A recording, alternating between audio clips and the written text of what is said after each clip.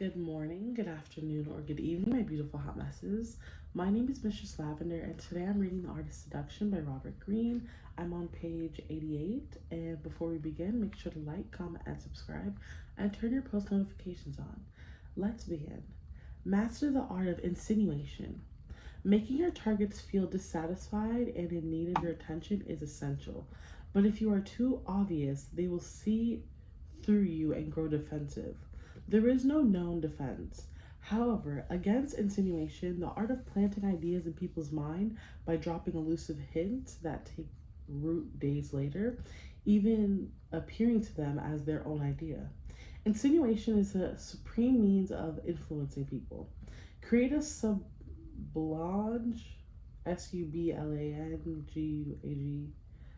Sublangage, whatever, bold statements followed by retraction and apology. Ambiguous compliments, banal talk combined with alluring glances.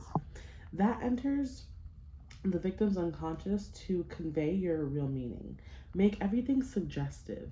You cannot pass through life without, in one way or another, trying to persuade people of something. Take the direct route. Saying exactly what you want and your honesty may make you feel good, but you are probably not getting anywhere.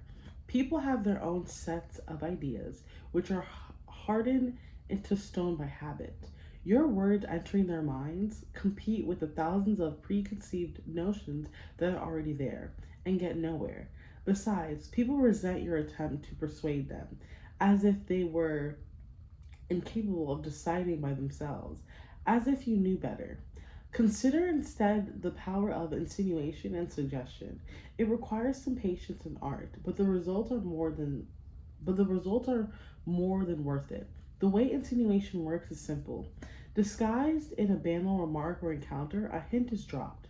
It is about some emotional issue, a possible pleasure not yet attained, a lack of excitement in a person's life. The hint registers in the back of the target's mind, a subtle stab at his or her insecurities. Its source is quickly forgotten. It is too subtle to be memorable at the time, and later when it takes root and grows, it seems to have emerged naturally from the target's own mind, as if it was there all along. Insinuation lets you bypass people's natural resistance, for they seem to be listening only to what has originated in them. It is a language on its own, communicating directly with the unconscious. No seducer, no persuader can hope to succeed without mastering the language of art of insinuation. To sow a seductive idea, you will need to engage people's imagination, their fantasies, their deepest yearnings.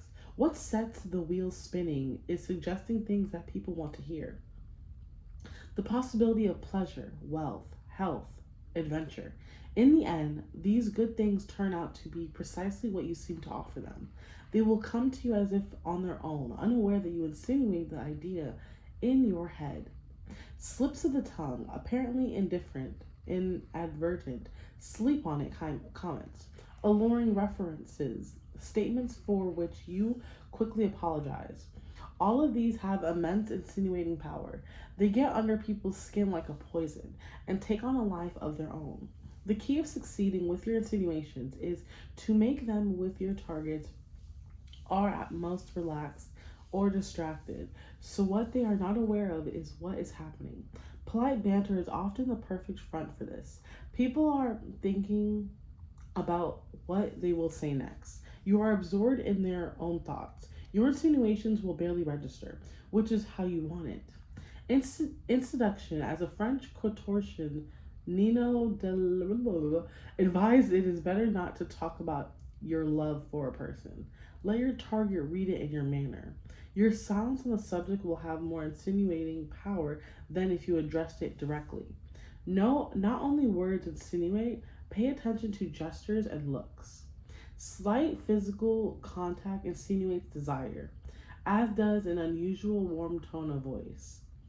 Both for the briefest of moments, the face speaks its own language. We are used to trying to read people's faces.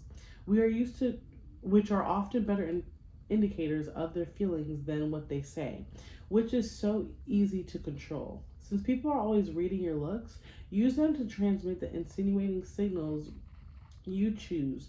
A fleeting but memorable glance, for instance, Finally, the reason insinuation works so well is not just that it bypasses people's natural resistance, it is also a language of pleasure. There is too little mystery in the world. Too many people say exactly what they feel or want. We yearn for something. In what? Enigmatic? Enigmatic. What? For something to feed our fantasies. Because of the lack of suggestion and ambiguity in daily life, the person who uses them suddenly seems to have something alluring of promise and full of promise. It is a kind of titillating game. What is this person up to?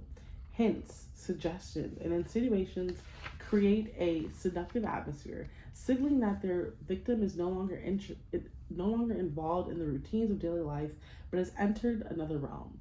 Symbol, the seed. The soul is carefully prepared. The seeds are planted months in advance. Once they are in the ground, no one knows what hand threw them there. They are part of the earth.